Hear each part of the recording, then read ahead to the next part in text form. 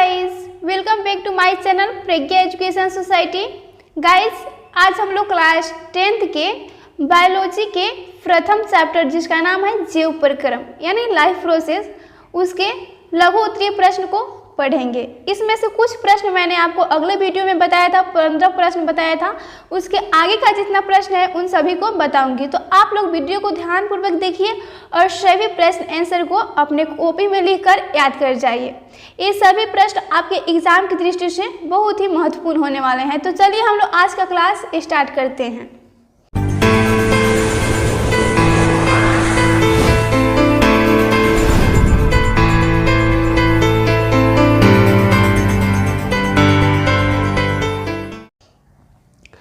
पहला क्वेश्चन है, उस दिन मैंने आपको 15 तक बता दिया था, आज अगला इसका है 16 नंबर। विषमपोषी पोषण से आप क्या समझते हैं? विषमपोषी पोषण, परपोषण का एक प्रकार है विषमपोषी पोषण। तो ए से आप क्या समझते हैं? तो देखिए इसका आंसर, विषमपोषी पोषण वह प्रक्रिया है, विषमपोषी पोषण वह प्रोसेस है, प्रक्रिया है जिसमें जीव अपना भोजन स्वयं संश्लेषित ना कर किसी अन्य स्रोत पर डिपेंड रहते हैं। विषमपोषी पोषण वह प्रक्रिया है जिसमें जीव अपना भोजन स्वयं यानी खुद से सेल्फ संश्लेषित यानी नहीं बना पाते हैं, संश्लेषित ना कर सकते यानी खुद से अपना भोजन नहीं बना सकते हैं, उन्हें किसी अन्य स्रोत पर निर्भर रहना पड़ता है, तो उसे हम विषमपोषी पोषण कहते हैं। जैसे परपोषी पोषण की तरह इसका भी डिफिनीशन होगा, उसे परपोषी को ही विषमपोषी कहा जाता है। उसका दूसरा नाम है हेटेरोट्रॉफ्स। जैसे सभी जंतु अहरित पौधे यानी जिसमें क्लोरोफिल नहीं पाया जाता है, जिसमें प्रकाश संश्लेषण की प्रक्रिया नहीं होती है, उन्हें अहरित पौधे कहते हैं। जैसे कवक में कवक इत्यादि, ये सभी विषमपोषी के अंतर्गत आते हैं, हेटेरोट्रॉफ्स। इसका अंग्रेजी होता है हेटेरोट्रॉफ्स। जैसे मृतजीवी पोषण, परजीवी पोषण, प्राणीसम पोषण, ये तीनों ये सभी परपोषी यानी विषमपोषी के अंतर्गत आते हैं। मृतजीवी पोषण, परजीवी पोषण और प्राणीसम पोषण, ये तीनों हो गया आपका। अगला प्रश्न है, सजीव के मुख्य 4 लक्षण लिखें। सजीव प्राणी के 4 लक्षण को बताना है कि वह किस टाइप से सजीव है। 4 लक्षण, तो देखिए 4 लक्षण सजीवों के मुख्य 4 लक्षण निम्नलिखित हैं। कौन कौन है? तो देखिए, पहला पोषण, सजीव में पोषण की क्रिया होता है, जिस पोषण की क्रिया के अंतर्गत ही तो सजीव को ऊर्जा की प्राप्ति होती है। पहला तो हो जाएगा पोषण, और सेकंड होगा श्वसन, और थर्ड प्रजनन यानी रिप्रोडक्शन, और फोर्थ है वृद्धि एंड विकास, उसमें वृद्धि और विकास होगा। ये 4 सजीव के मुख्य लक्षण हैं। इसके अंतर्गत आप कुछ भी लिख सकते हैं, अन्य भी, लेकिन ये 4 इसमें हम बता दिए। अगला क्वेश्चन, अगला है, जीवों में पोषण की अनिवार्यता की सार्थकता साबित करें। जीवों में पोषण की अनिवार्यता यानी जीवों में पोषण क्यों अनिवार्य है, इसे हमें बताना है। जीवों में आखिर पोषण क्यों अनिवार्य है? तो देखिए इसका आंसर, जैविक प्रक्रमों के संचालन, जैविक प्रक्रमों यानी जीवों की क्रिया में होने वाले जैविक प्रक्रमों में, जैविक प्रक्रमों के संचालन यानी जैविक प्रक्रमों को चलाने के लिए संचालन, वृद्धि, अनुरक्षण आदि कार्यों के निष्पादन हेतु जीवों का मूलभूत आवश्यक ऊर्जा है। यहाँ जीवो होगा, जीवों का मूलभूत इकाई आवश्यक ऊर्जा है। ऊर्जा की प्राप्ति हेतु खाद्य पदार्थों का जरूरत होता है। ऊर्जा की प्राप्ति हेतु हमें खाद्य पदार्थ की जरूरत होती है, अतः जीवों में पोषण अनिवार्य है। जीवों में पोषण अनिवार्य है क्योंकि जैविक प्रक्रमों के संचालन, वृद्धि, अनुरक्षण यानी मेंटेनेंस, सभी हमारे जैविक क्रियाओं के अंतर्गत जितनी क्रियाएं होती है उन सभी को मेंटेनेंस रखने के लिए तथा जीवों के वृद्धि विकास के लिए हमें ऊर्जा की बहुत ही अनिवार्य है। ये हो गया इसका आंसर। अगला प्रश्न 19 नंबर प्रश्न है, हमारे आमाशय में अम्ल की क्या भूमिका है? हमारे आमाशय में अम्ल की क्या भूमिका है एस्टोमक में? तो अब जानते हैं कि हमारे आमाशय में हाइड्रोक्लोरिक अम्ल HCl पाया जाता है। HCl अम्ल पाया जाता है, HCl हाइड्रोक्लोरिक अम्ल। तो देखिए इसका हमारे आमाशय में क्या भूमिका है, इसका क्या भूमिका है? तो देखिए हमारे आमाशय में अम्ल की भूमिका निम्नलिखित है। हमारे आमाशय में अम्ल की भूमिका निम्नलिखित है। फर्स्ट है, यह जीवाणुनाशक की तरह कार्य कर भोजन के साथ आने वाले बैक्टीरिया को नष्ट कर देता है। जो हमारे आमाशय में अम्ल होता है हाइड्रोक्लोरिक अम्ल, वह जब हम भोजन लेते हैं तो उसके साथ कुछ बैक्टीरिया जीवाणु जाता है तो वह उस जीवाणुनाशक पर अपना प्रभाव दिखाकर उसे नष्ट कर देता है और भोजन को स्वच्छ कर देता है, जिससे भोजन हमें स्वच्छ मात्रा में जाता है और हमें कोई हानि नहीं होता है। यह कार्य करता है। एक हो गया इसका कार्य अम्ल कार्य। सेकेंड है भोजन इसके कारण शीघ्रता से पचता है। यहाँ पर नहीं होगा बल्कि पचता है। भोजन इसके कारण शीघ्रता से पचता है। अमाशय में जो अम्ल होता है उसके कारण भोजन शीघ्रता से पचता है। यहाँ पर नहीं होगा, पचता है, शीघ्रता से पचता है। यह दो कार्य हो गया। अगला कार्य दो ही आप रहने दीजिए क्योंकि शर्ट है, इसका और भी हो सकता है, बुक में दिया है। नेक्स्ट है कोशिका के 4 कोशिकांग का नाम लिखिए। कोशिका के 4 कोशिकांग का नाम लिखिए, यानी कोशिका में कौन कौन से उसके भाग आते हैं उसके अंतर्गत आने वाले भागों का नाम लिखना है। तो देखिए कोशिका के 4 कोशिकांग का नाम। कोशिका के 4 कोशिकांग का नाम निम्नलिखित है। फर्स्ट है माइटोकांड्रिया, जहाँ पर भोजन बनता है, माइटोकांड्रिया। दूसरा लाइसोसोम, इसे आत्महत्या की थैली भी कहा जाता है लाइसोसोम को। और थर्ड है गोल्जी उपकरण। और फोर्थ है अतःप्रद्रव्य जालिका। अतःप्रद्रव्य जालिका ये सभी कोशिका के कोशिकांग है, यानी कोशिका के अंतर्गत आने वाले भाग है। नेक्स्ट प्रश्न है मनुष्य में कितने प्रकार के दांत पाए जाते हैं, उनके नाम तथा कार्य बताएं। मनुष्य में दांत का प्रकार कितना प्रकार का होता है, तो आप जानते हैं कि मनुष्य में दांत 32 होते हैं। पहले तो जन्म के दुग्धावस्था का दांत 20 होता है, इसके बाद वो टूटता है तो 32 दांत होते हैं। तो उस दांत का टाइप बताना है कि वह कितने प्रकार का होता है। तो देखिए इसका आंसर, मनुष्य में दांत 4 प्रकार के होते हैं। मनुष्य में दांत 4 प्रकार के होते हैं। कर्तनक या इंसाइजर, इसे इंग्लिश में इंसाइजर कहते हैं कर्तनक को। भेदक या केनाइन, अग्रच्वर्णक या प्रीमोलर तथा च्वर्णक या मोलर। ये 4 टाइप हो गए दांत के। ये दांत 4 प्रकार के होते हैं और इसका कार्य बताना है कि कौन क्या कार्य करता है। तो देखिए कर्तनक यानी इंसाइजर, कर्तनक काटने वाला दांत कहते हैं, कर्तनक को हम काटने वाला दांत कहते हैं। भेदक को चीरने या फाड़ने वाला दांत होता है और अग्रच्वर्णक एवं च्वर्णक को चबाने एवं पीसने वाला दांत कहा जाता है। इसके नाम से ही मालूम पड़ता है कि कौन क्या करता होगा। देख कर्तनक यानी काटना, एक काटने वाला दांत होता है कर्तनक यानी इंसाइजर। और भेदक यानी किनाइन, भेदक जो भोजन लेते हैं उसको चीरने फाड़ने का काम करता है। और अग्रच्वर्णक तथा च्वर्णक वह पीसने का, यानी भोजन जो हम लेते हैं उसे जब कर्तनक काट देता है और भेदक चीर फाड़ देता है तो अग्रच्वर्णक और च्वर्णक उसे महीन बनाने का काम करता है, पीसने का काम करता है। यह दांत का काम हो गया, वर्क हो गया। नेक्स्ट प्रश्न, उत्सर्जी पदार्थों के निष्कासन हेतु पौधों द्वारा उपयुक्त विधियों का नाम लिखें। उत्सर्जी पदार्थों के निष्कासन हेतु पौधों द्वारा उपयुक्त विधियों का नाम लिखिए। आप जानते हैं कि पेड़ पौधे से भी उत्सर्जी पदार्थ निकलते हैं, जैसे टेनिन, गोंद, ये सभी। तो देखिए इसका आंसर, पौधों में उत्सर्जन के लिए जंतुओं की तुलना में कोई विशिष्ट अंग का प्रयोजन नहीं है। जो पेड़ पौधे होते हैं उनमें उत्सर्जन के लिए जंतु की तरह यानी मनुष्य की तरह कोई विशेष अंग नहीं होता है। पौधों में उत्सर्जन के लिए जंतुओं की तुलना में कोई विशिष्ट अंग का प्रयोजन नहीं है, यानी कोई विशेष अंग नहीं है। पौधे भिन्न भिन्न तरीके से उत्सर्जित पदार्थों को निष्कासित करते हैं। जो पेड़ पौधे होते हैं वह अलग अलग भिन्न भिन्न तरीकों से उत्सर्जित पदार्थों को निष्कासित यानी निकालते हैं। पत्तियों के रंध्रों, जो पत्ती में रहता है रंध्र स्टोमाटा, पत्तियों के रंध्रों ताना के वात रंध्रों द्वारा विसर्जन की प्रक्रिया से CO2 को निष्कासित करते हैं। यहाँ पर CO2 को निष्कासित करते हैं। आवश्यकता से अधिक जल वाष्प उत्सर्जन द्वारा उत्सर्जित होता है।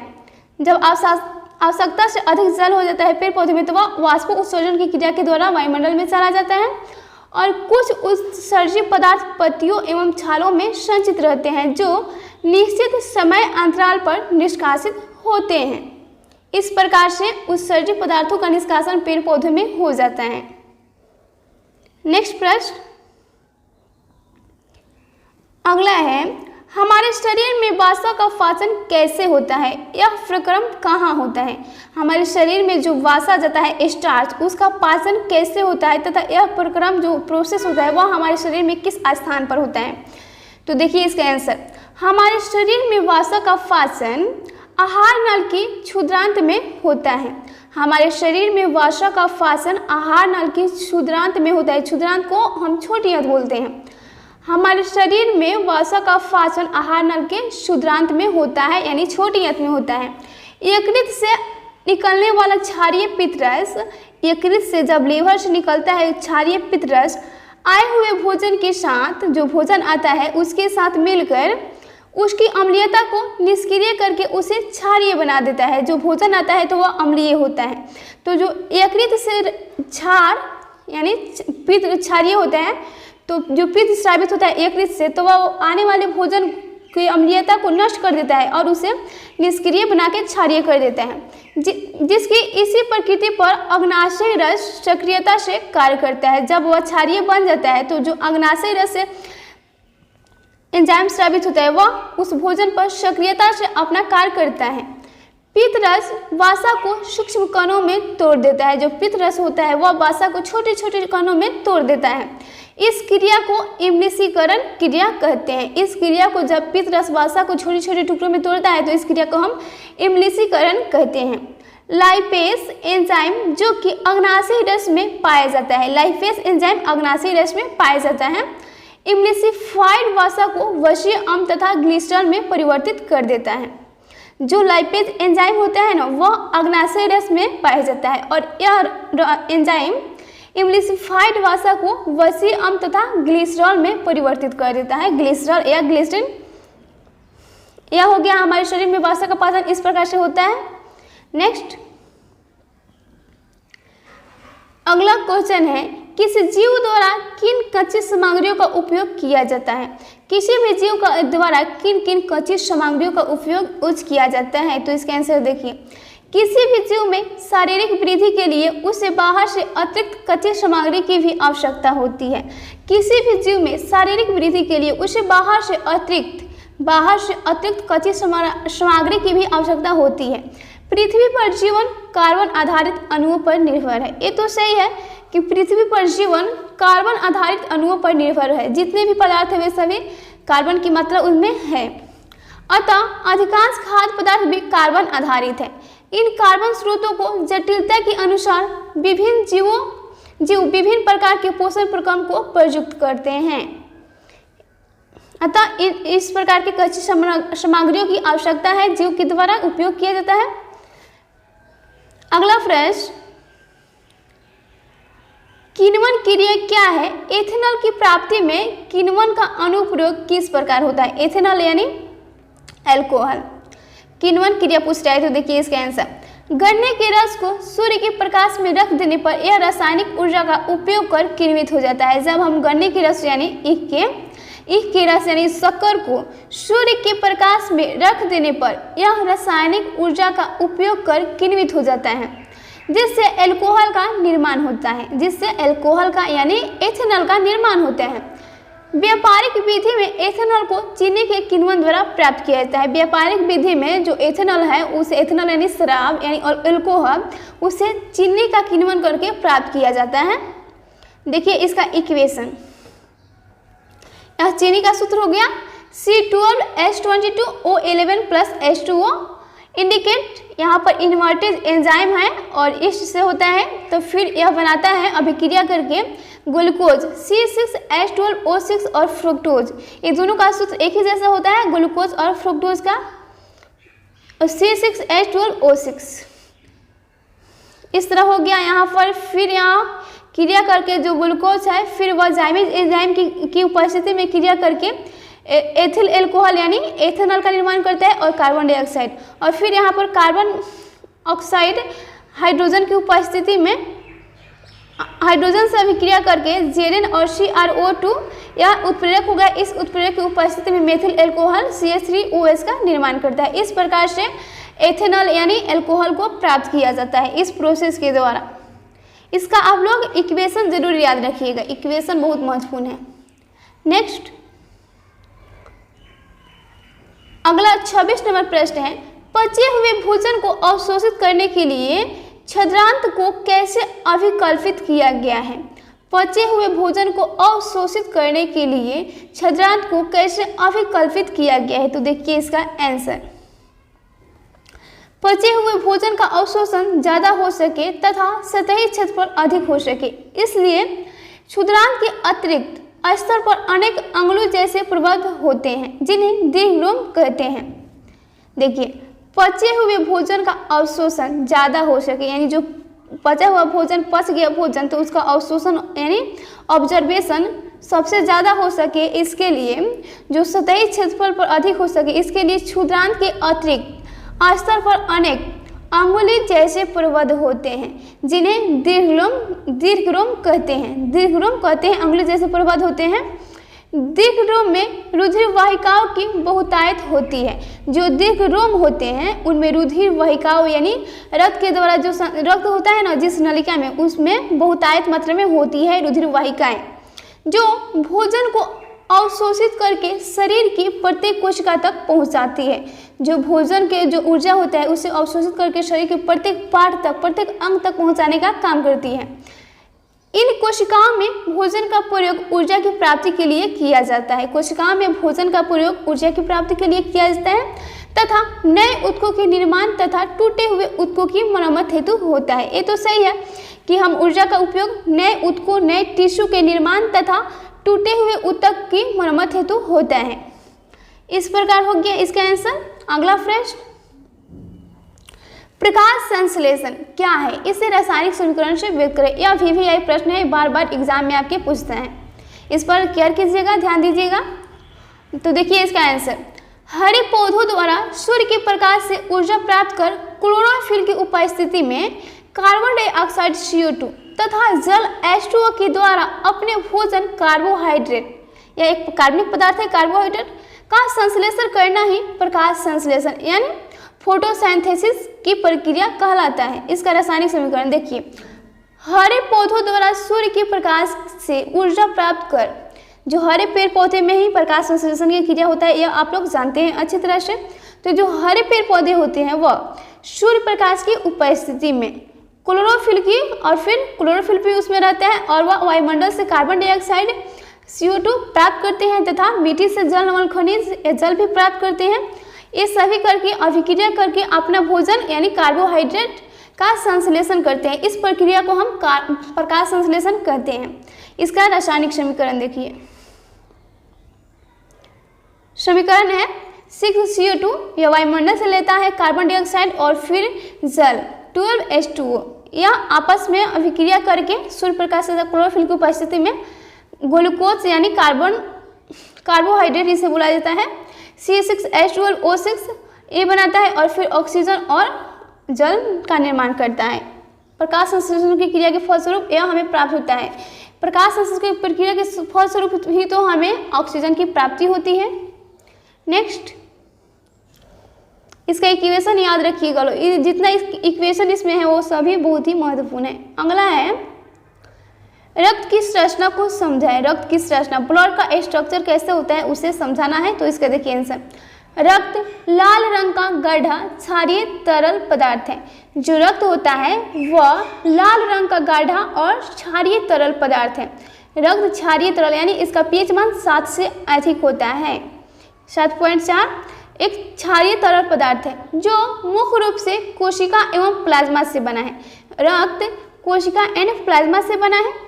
रक्त कोशिका 3 प्रकार की होती है। रक्त कोशिका 3 प्रकार की होती है, लाल रक्त कोशिका यानी RBC, श्वेत रक्त कोशिका यानी WBC एवं रक्त पटिकाणु, इसे रक्त बिंबाणु भी बोला जाता है, थ्रोम्बोप्लास्ट भी बोला जाता है, अनेकों नाम है इसके। रक्त पटिकाणु 3 प्रकार के होते हैं रक्त कोशिका।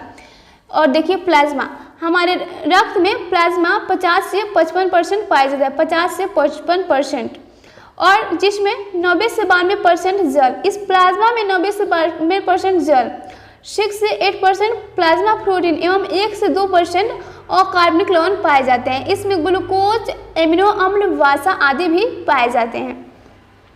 यानी देखिए ये रक्त कोशिकाएं पूरे बॉडी में मतलब 45% होता है और प्लाज्मा 55% और प्लाज्मा में 90% जल होता है। अगला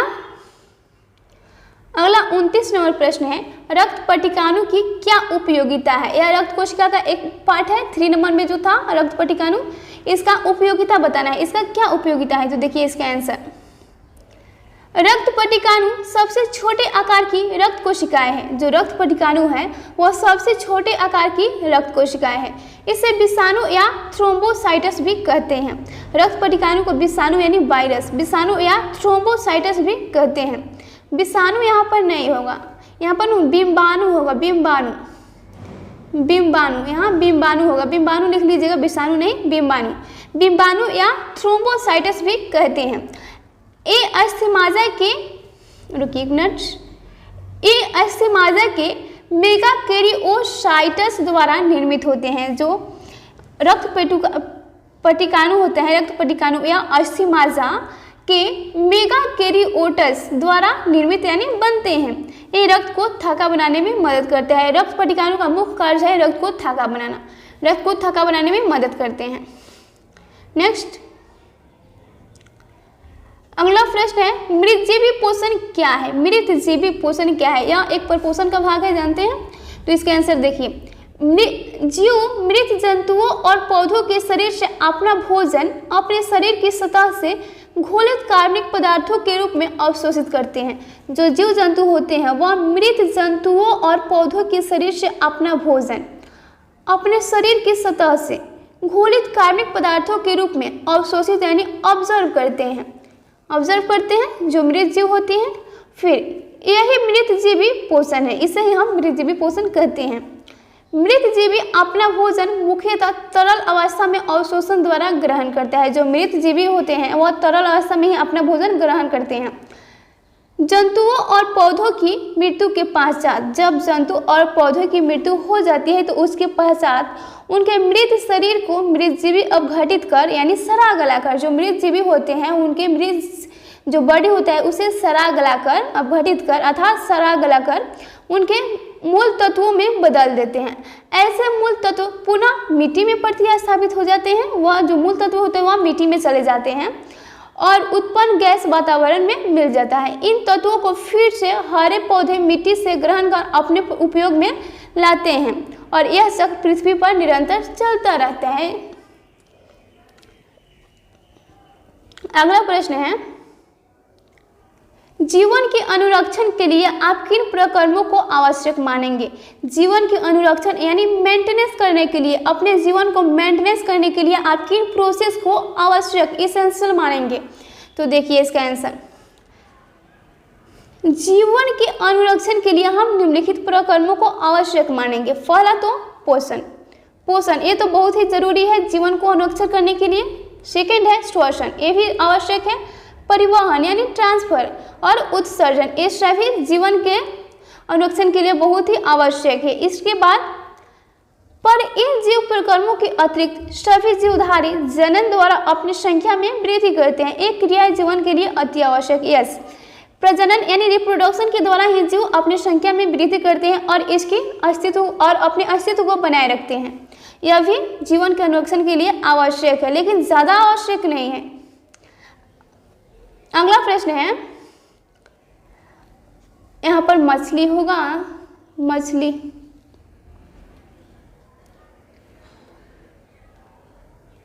यहाँ मछली होगा, प्रछली नहीं होगा। मछली, मच्छर, केचुआ और मनुष्य के मुख्य श्वसन अंगों के नाम लिखिए। यह भी आपका VVI प्रश्न है, यह आपका याद रखिएगा, बार बार आता है यह भी। तो देखिए इसका आंसर, मछली में मुख्य श्वसन अंग कोलोम है। यस, हम जानते हैं गिल्स या कोलोम यानी गिल्स है, गिल्स को हम हिंदी में कोलोम बोलते हैं। मछली में मुख्य श्वसन अंग कोलोम यानी गिल्स होता है। मच्छर में मुख्य श्वसन अंग श्वास नली या ट्रेकिया है और केचुआ में मुख्य श्वसन अंग त्वचा है, वह अपने शरीर से करता है केचुआ। और मनुष्य में तो आप जानते हैं कि फेफड़ा है, फेफड़ा।